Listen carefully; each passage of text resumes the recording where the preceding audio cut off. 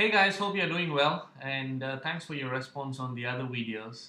Really appreciate your comments, and some of you have subscribed to my videos. I'll try my best to get more videos moving forward. So today I'm going to cover the topic on what's the best setup in terms of buildings for your city. So that has been the question that I've been getting on the game and also on some of the line chats. Basically, the setup is depending on how you play your game. So it's exactly the same what I said for infected leader setup. So it completely depends on how much uh, of money you're going to put in the game, how much of attack you're going to do in your war.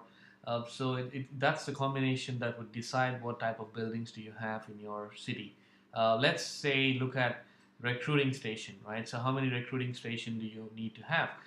To answer that, it depends how much you really wanted to make at the same time. So the more recruitment stations you have, obviously you will be able to do more. So for instance, if you have 10 of the recruitment centers with level 22, you can technically do about 52,000 troops at once. And with the boost that some of the leaders will give you on the training troop limit and another 15% uplift in training speed buffs that you get from the packs, you could go about to 65,000.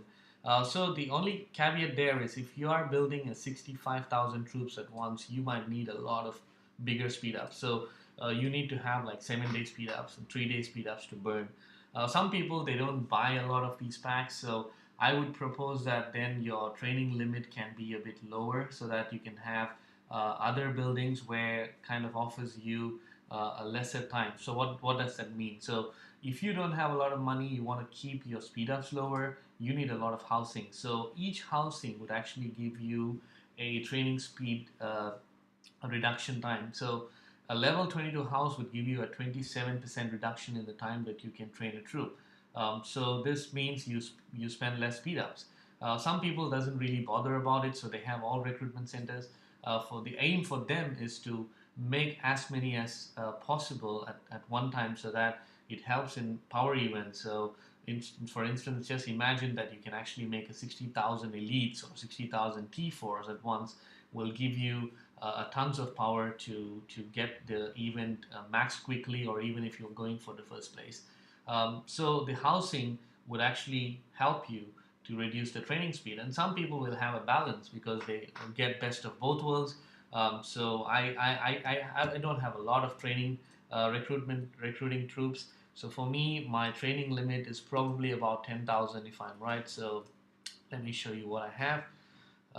So let me get some food. So I don't have other resource. So roughly I know that it's about 10,000 troops that I can make. So I'm going to kind of open quickly some of the resource to show you what's my limit. Uh, Definitely should be more than that. So it's because of lesser food. There you go. So it's about 11,000 is what my capacity is. So you can actually then decide whether you want to make more troops and go for more recruitment stations, and also keep a balance on more housing, because the more housing you get a lot of reduction. So to be honest on this account, I've never spent more speed ups because it's 10,000 troops at once, which requires everything less than a day. So I would actually go for a packs which has more 1 days in it, and that would be self-sufficient for me. So that was my recruitment setup. And what about hospitals? So how many hospitals do you need? Again, it depends on the number of troops you have. I mean, you cannot really house all the troops you have, because once you pass a critical mass of your troops that you have, you definitely cannot support all of your troops in your hospital. So even if you put all the hospitals, you might get about 1 million or 1.5 million max. But you might be building like 10 mil troops or 20 mil troops. So just build hospitals in a way that it can actually withstand a couple of big hits from people. So mostly an average hit would take away about 600,000 to 700,000 of your troops from one hit. Sometimes it goes above, beyond million, but at least try to keep your hospitals about half a mil to 650,000. That'll be sufficient for you. So what I'm working on currently is to make sure that I have enough hospitals to cover one hit. So right now you can see that some are unfinished for me. I can do 487. Right now my aim is to get to about 650. What is that with that magic number? So I've seen that in the past whenever they hit my hospital limits, or I mean I lose about 650 with the mix of troops I have. So my idea is if somebody hits me when I'm playing the game and I'm online, and I will be able to quick heal. So when I get hit, everybody goes into the hospital, and then I can quickly heal them and put them back into the war zone again. And that way, I will not lose all my troops, and also I'll spend lesser on making them new instead of just healing them. So that's the idea behind it. So hospital wise, if you are a guy who would like to defend, because we all know by this time that this game is designed to support the defenders. If you have some really awesome leaders like Kurgan and Deadbark and all these people who can defend you well and do a counter attack, you would better off having a lot of hospitals, because you will be losing lesser troops and you'll be killing more troops when somebody hits you, and you can do a speed heal. Just make sure that when you are going into a defensive mode of more hospitals and lesser attack, make sure you set up the skill set to be more of defense. So I'll cover the skill set in another session. But the idea here, what I wanted to cover today is depending on whether you are an attacker, if you are a big attacker, you need a lot of training recruitment stations so that whenever you go out and lose millions of troops every hit, you can actually refill them, or you can just make them pretty quick with 50,000 or 100,000 capacity at once.